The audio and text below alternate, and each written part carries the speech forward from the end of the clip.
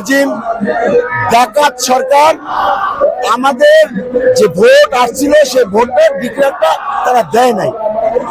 Vote না পেয়ে vote কারচুপি করে সেই সময় একজন মেয়রকে একজন ভোট কম পেয়েও সে নির্বাচিত হয়েছিল, আপনারা ডিক্লেয়ার করেছিলেন।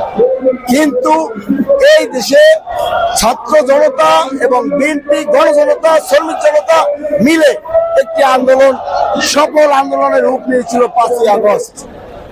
সেই বিপ্লবী আজকে যে সরকার, এই সরকার এখন বর্তমানে আপনি অনেক সম্মানিত ব্যক্তি প্রফেসর ইউনূস স্যার, আপনাকে সম্মান রেখে কথা বলবো যে আপনারা যেভাবে যাচ্ছেন আপনি সেভাবেই এগিয়ে যান, কিন্তু কিছু কিছু উল্টো পাল্টা এবং কিছু কিছু বয়সে এখনো তারা তাদের জুনিয়রিটি শেষ করতে পারে নাই, তাদের কথা মতো তাদের চিন্তা চেতনার মতো চলার চেষ্টা করবেন না।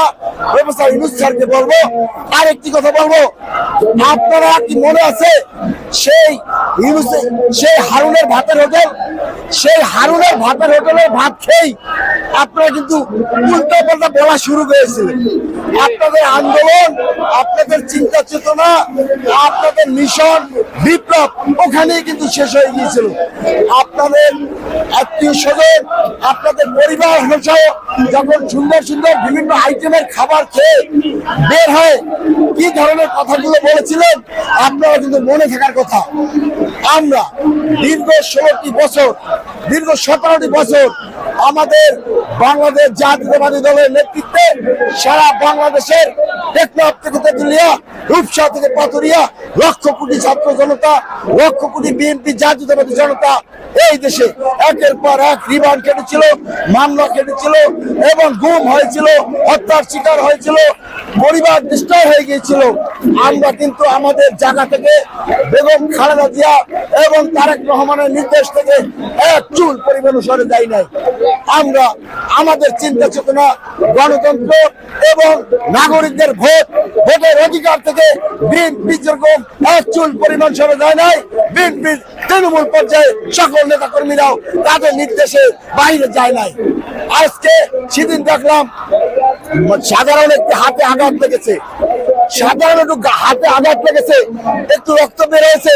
আপনাদের এক নেতা, এই বর্তমান এনসিপির নামের যে দলটি, সেই দলের যে কোনো এক নেতা হাতে একটু আঘাত লেগেছে, একটু রক্ত বের হয়েছে। সেই বিষয়টি নিয়ে আপনারা যেভাবে যা করছেন, যেভাবে যে অবস্থা করেছিলেন, আপনারা সাধারণত আঘাতে যদি এই পরিস্থিতি হয় তাহলে বিএনপি গত 16-17টি বছর যেভাবে অত্যাচার, নিপীড়ন, নির্যাতনের শিকার হয়েছে, আপনারা কি একটু ভেবে দেখেছেন? আপনারা কি একটু চিন্তা করে দেখেছেন যে বিএনপির উপর থেকে কত নির্যাতন, কত রকমের জুলুম, অত্যাচার, নিপীড়ন গেছে? আপনারা এসেছেন, মাশাআল্লাহ, ভালো কথা। আপনারা দল করেছেন, তাও মাশাআল্লাহ, ভালো কথা। কিন্তু গণতন্ত্রের পথে হাঁটেন, গণতন্ত্রের পথে হাঁটেন। গণতন্ত্রের পথ একবারে ক্লিয়ার, গণতন্ত্রের পথ একবারে গ্লাসের মতো পরিষ্কার। গণতন্ত্রের পথে হাঁটেন, জনগণের পথে হাঁটেন, জনগণের চিন্তা চেতনা নিয়ে আপনারা কথা বলেন, জনগণের যা চায় সেই চিন্তা চেতনা করেন। কোন ক্রমে 2 নম্বরই, 6 নম্বরই, 14 নম্বরই করার চেষ্টা করবেন না। খবরদার, খবরদার।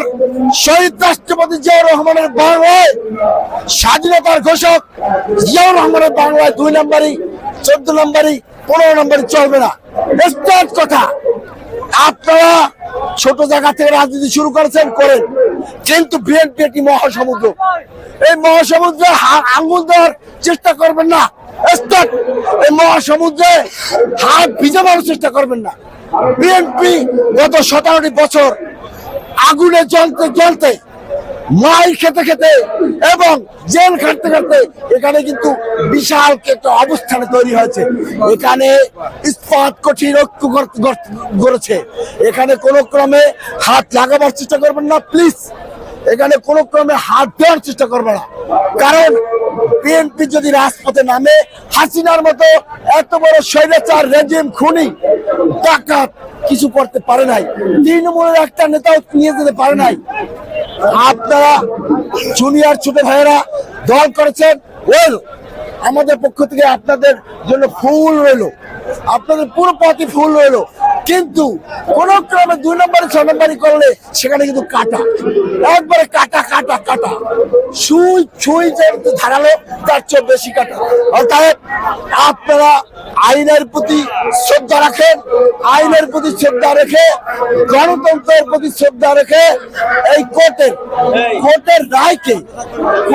রায়কে আপনারা আগামীকালকে 12টার ভিতরে জনতার নেতা, জনতার মেয়র, কোটি কোটি মানুষের নেতা, ঢাকাবাসীর নেতা, বাংলাদেশ জাতীয়তাবাদী দলের একজন জনপ্রিয় তরুণ নেতা জনাব প্রকৌশলী ইশরাক সাহেবকে শপথ করিয়ে আনুষ্ঠানিকভাবে ওই নগর ভবনের চেয়ারে বসার ব্যবস্থা করে দেন। পরিস্থিতি কোন ক্রমে ঘোরাতে করার চেষ্টা করবেন না। প্লিজ, সকলকে ধন্যবাদ। আসসালামু আলাইকুম।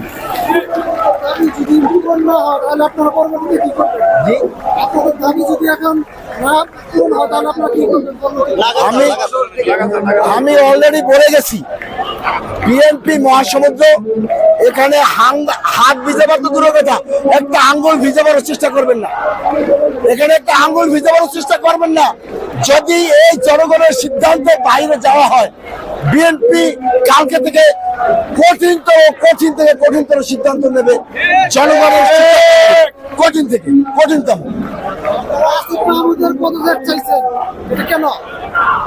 আসিফ মাহমুদ সে আমাদের ছোট ভাই, তাকে সবার পক্ষ থেকে উপদেষ্টার দায়িত্ব দেওয়া হয়েছে।